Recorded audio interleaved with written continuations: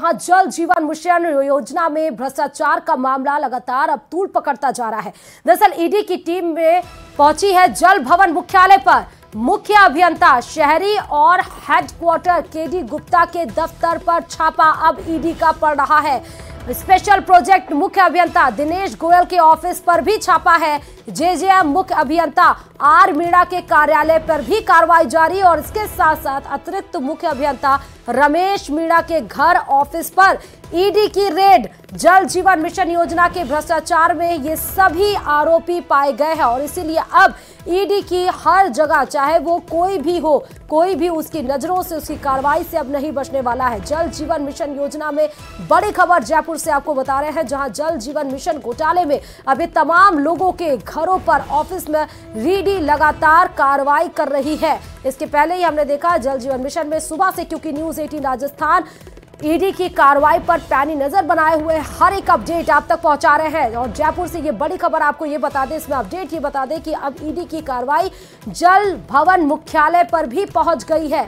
जो जल भवन मुख्यालय में जो सबसे ज्यादा इसमें संलिप्त है, जो मुख्य अभियंता है, जो शहरी और हेडक्वार्टर केडी गुप्ता के दफ्तर पर छापा पड़ा है। ये हम तस्वीरें भी दिखा रहे हैं जल भवन कार्यालय की, जो इसके हेडक्वार्टर है, शहरी हेडक्वार्टर है, वो है केडी गुप्ता। उनके दफ्तर पर छापा अब ईडी का पड़ रहा है। स्पेशल प्रोजेक्ट मुख्य अभियंता दिनेश गोयल है, क्योंकि 20,000 करोड़ रुपए की गबन का एक आरोप लगाया गया था बीजेपी सांसद किरोड़ी लाल मीणा की तरफ से, वो भी जून 2023 में ही है। और अब ईडी आज सुबह से ही काफी एक्टिव मोड में नजर आ रही है, क्योंकि पहले तो जल भवन मुख्यालय पर ईडी के छापों से लगातार हड़कंप मचा हुआ है। अतिरिक्त मुख्य अभियंता रमेश मीणा के घर पर, ऑफिस पर रेड पड़ा है। जल भवन मुख्यालय के सभी अधिकारी और कर्मचारी कार्यालय से फिलहाल नदारद बताए जा रहे हैं। ईडी के छापों से जल भवन मुख्यालय में सन्नाटा पसरा हुआ है। ईडी तो पहुंची, लेकिन जैसे ही पता चला कि ईडी की आंच कार्यालय तक भी पहुंच रही है, वैसे ही सब 9-2-11 हो गए हैं।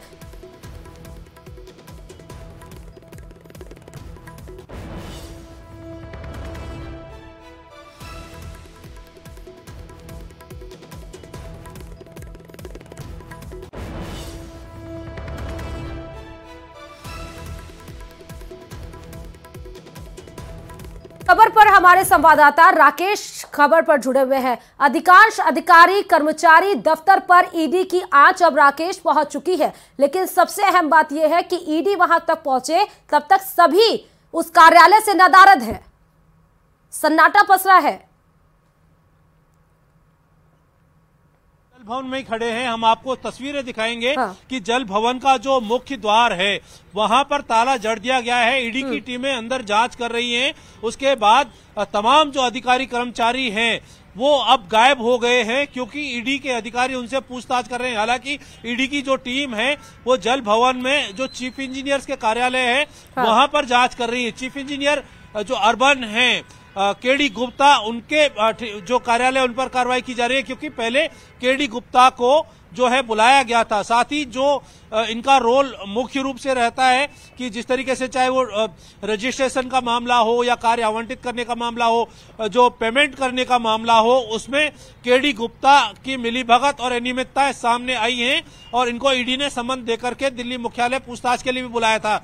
इसके अलावा स्पेशल प्रोजेक्ट जहां 50 करोड़ से ज्यादा के काम होते हैं, चीफ इंजीनियर दिनेश गोयल के कार्यालय पर छापे की कार्रवाई की है। बहुत बड़े पैमाने पर अनियमितताएं की शिकायत वहां पर पाई गई थी कि जिस तरीके से घटिया स्तर के पाइप जो है उनको वहां पर अप्रूवल दी गई, क्योंकि प्रोजेक्ट जो होता है उसकी एक बकायदा गाइडलाइन होती है। उस गाइडलाइन के विपरीत जो है वहां पर कार्य हुए हैं। तो चीफ इंजीनियर दिनेश गोयल के दफ्तर पर कार्रवाई जारी है। यहाँ पर पूरे जल भवन में ईडी के छापों के बाद हड़कंप मचा हुआ है और चारों तरफ से चाक चौबंद ताले लगा दिए गए हैं और कर्मचारी अधिकारी जो है कार्यालयों से नदारद है। यानी अब तक जिन लोगों ने जो भ्रष्टाचार किया था वो अब छुपते हुए नजर आ रहे हैं और कहां गए हैं ये अभी तक क्लियर नहीं हो पाया है। हम देख सकते हैं कि यहाँ राकेश, अभी आपने मुख्य अभियंता केडी गुप्ता के बारे में बताया, दिनेश गोयल के बारे में बताया, लेकिन मुख्य अभियंता आर.के. मीणा का क्या काम रहता है, वो क्यों नदारद है? बिल्कुल, मुख्य अभियंता आर.के. मीणा जो है इस पूरे मामले के मास्टरमाइंड बताए जा रहे हैं, क्योंकि जो जल जीवन मिशन के मुख्य अभियंता हैं, साथ ही ग्रामीण पेयजल परियोजनाओं के मुख्य अभियंता हैं। पहले इनको एसीबी 10 लाख रुपए की रिश्वत लेते हुए ट्रैप कर चुकी है। साथ ही अब से कुछ समय पहले जब ईडी ने छापे मारे थे, तब भी जो मुख्य अभियंता आर.के. मीणा को भी लपेटे में लिया था। इनका मोबाइल भी अभी भी जब्त कर रखा है और उसमें जो रिकॉर्ड मिले हैं उनके दफ्तर पर भी कार्रवाई की जा रही है। चूंकि बहुत सारी वित्तीय अनियमितताएं, बहुत सारे फर्जी दस्तावेजों के टेंडर जारी किए गए हैं जल जीवन मिशन और ग्रामीण पेयजल योजनाओं में, तो मुख्य अभियंता आर.के. मीणा जो है इस पूरे जो स्कैंडल है इसमें मुख्य रूप से सामने बताए जा रहे हैं, क्योंकि तमाम टेंडर जो जारी हुए हैं जल जीवन मिशन के वो मुख्य अभियंता, साथ ही जो मुख्य अभियंता मनीष बेनीवाल रहे हैं, उन्होंने गणपति श्री श्याम ट्यूबवेल कंपनियों को नियम विरुद्ध तरीके से 15 दिन में 15 टेंडर जारी किए गए थे।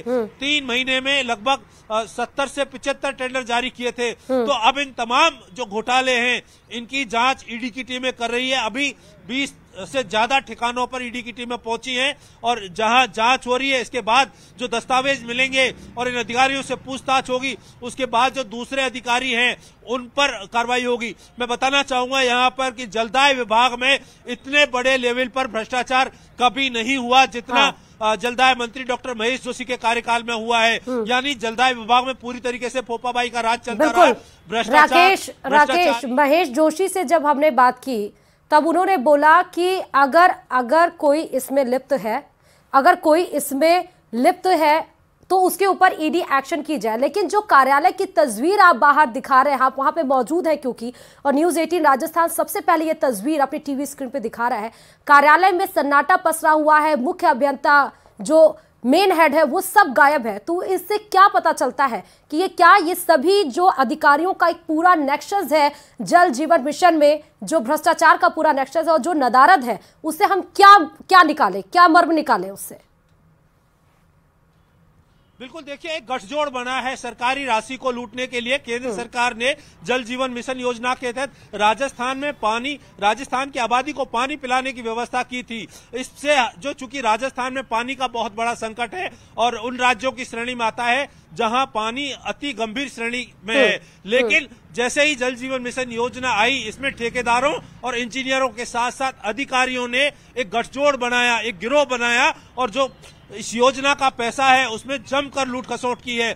जो टेंडर आवंटित करने का मामला हो, ऊंची दरों पर टेंडर जारी करने का मामला हो, नियम विरुद्ध तरीके से भुगतान करने का मामला हो, या घटिया स्तर के पाइपलाइन या अन्य सामग्री यहां पर लगाई गई है। हाँ। जो एसीबी है उसने भी इसकी जांच की है, तो जांच में ये तथ्य सामने आए थे कि सरकारी फाइलें ठेकेदारों के दफ्तरों में मिली हैं। फर्जी दस्तावेज ठेकेदारों के बहुत बहुत शुक्रिया राकेश तमाम जानकारी देने के लिए। तो न्यूज़ 18 राजस्थान जेजेएम में जो बड़ी कार्रवाई ईडी के द्वारा की जा रही है उस पर पैरी नजर अपनी बनाए हुए हैं। हालांकि ईडी की जांच अब जल विभाग के कार्यालय में पहुंच गई है, लेकिन वो तमाम अधिकारी फिलहाल कार्यालय से नदारद है, वहां पर सन्नाटा पसरा हुआ है।